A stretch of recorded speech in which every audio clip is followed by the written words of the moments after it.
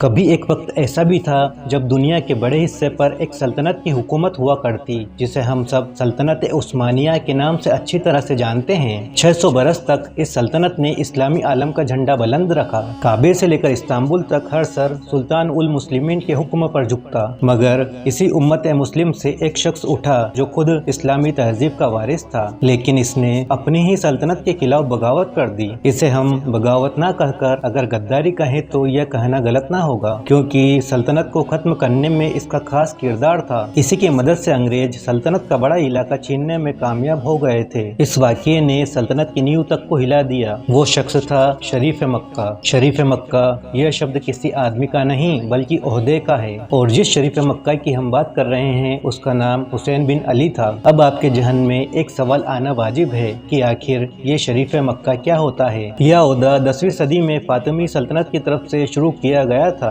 इस ओहदे पर बैठने वाले की सबसे बड़ी जिम्मेदारी यह थी कि वह दुनिया भर से आने वाले सभी मुसलमानों का ख्याल रखे और मक्का मदीना का अच्छी तरह से मैनेजमेंट करे। इसी जिम्मेदारी की वजह से पूरी दुनिया के मुसलमान इस ओहदे पर बैठने वाले को बहुत ज्यादा इज्जत दिया करते। हुसैन बिन अली को शरीफ मक्का के ओहदे पर बिठाने वाले सुल्तान अब्दुल हमीद थे और इसे 1908 में यह ओहदा दिया गया। इस ओहदे पर बैठने वाला यह आखिरी दूसरा शख्स था, क्योंकि इसके बाद इसका बेटा ही थोड़े वक्त के लिए इस ओहदे पर बैठ सका और इसके बाद इस ओहदे को हमेशा हमेशा के लिए खत्म कर दिया। अब हम ये अच्छी तरह से जान चुके हैं कि इस पोजीशन पर बैठने वाले हर शख्स को दुनिया भर के मुसलमान बहुत इज्जत देते थे और इनका बहुत एहतराम करते थे। इसी बात का इस शख्स ने यानी हुसैन बिन अली ने फायदा उठाया और तुर्कों से इतनी बड़ी गद्दारी करी जिसका तस्वुर भी उन्होंने न किया होगा। इसने जितना बड़ा नुकसान सल्तनत को दिया उतना तो कभी सल्तनत के दुश्मन भी न दे सके। अब इस दौर में अंग्रेजों को अच्छी तरह से मालूम हो गया था कि वह सीधे उस्मानी सल्तनत से टकरा नहीं सकते, तो उन्होंने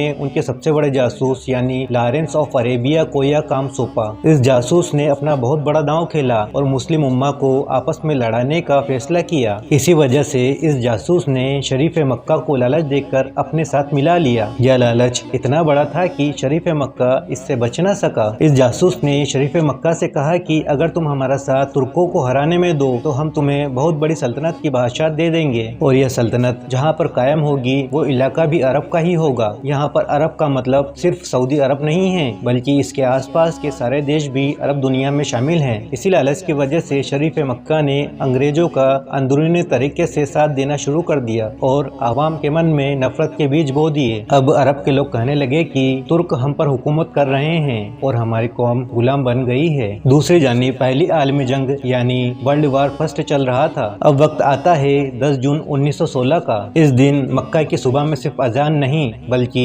तोपों और गोलियों की आवाजें भी गूंज उठी। यहीं से अरबों की बगावत का आगाज हुआ। शरीफ हुसैन बिन अली ने उस्मानियों के खिलाफ जंग का ऐलान कर दिया और इसके बेटों ने यानी फैसल और अब्दुल्ला ने ब्रिटिश जासूस लॉरेंस के साथ मिलकर पूरे अरब में बगावत कर दी। शरीफ हुसैन बिन अली ने जब मक्का पर हमला किया तब इसकी फौज में 5000 सिपाही थे और सामने थे सिर्फ 1000 उस्मानी सिपाही। लेकिन ये 1000 भी इतनी हिम्मत और ताकत से लड़े कि इनको हराने में भी इस शरीफ मक्का को लगभग 3 हफ्तों का वक्त लगा। ये जो 5000 की फौज इसके पास थी इसको अंग्रेजों ने भेजा था। मक्का पर तो शरीफ की जीत हुई, लेकिन मदीना फतह करने में इसको बहुत लंबा वक्त लगा और इस शरीफ की इस ताकतवर फौज को मदीना में कई बार मुंह की खानी पड़ी। यह सब मुमकिन हो पाया फकरी पाशा की वजह से। फकरी पाशा को आज भी मदीने के मुहाफिज के तौर पर याद किया जाता है। जब इसने अंग्रेजों के साथ मिलकर मदीना पर हमला किया तब फकरी पाशा की सेना की तादाद बहुत कम थी, और तादाद कम होने की वजह भी हम बहुत अच्छी तरह से जानते हैं, क्योंकि उस वक्त वर्ल्ड वार फर्स्ट चल रहा था। इस शरीफ ने अंग्रेजों और अपने बेटों के साथ मिलकर मदीना को चारों तरफ से घेर लिया। इस खतरनाक हालात में भी फकरी पाशा ने बड़ी बहादुरी के साथ लंबे वक्त तक हालात को संभाले रखा, और वक्त ऐसा भी आ गया था कि उस्मानी सुल्तान ने फकरी पाशा को सरेंडर करने का हुक्म जारी कर दिया, क्योंकि यह सुल्तान अच्छी तरह से जान गए थे कि इतनी कम फौज के साथ फकरी पाशा दुश्मनों का मुकाबला ना कर सकेंगे। यहाँ आप फकरी पाशा की बहादुरी देखिए कि इस हालत में भी वह पीछे न हटे। अब बहुत लंबे वक्त तक जंग लड़ने की वजह से हथियारों की कमी होना लाजिम है और इसी वजह से फकरी पाशा को हथियार डालने पड़े। इसी तरह से सल्तनत उस्मानिया के हाथ से अरब पूरी तरह से चला गया। शरीफ मक्का की फौज ने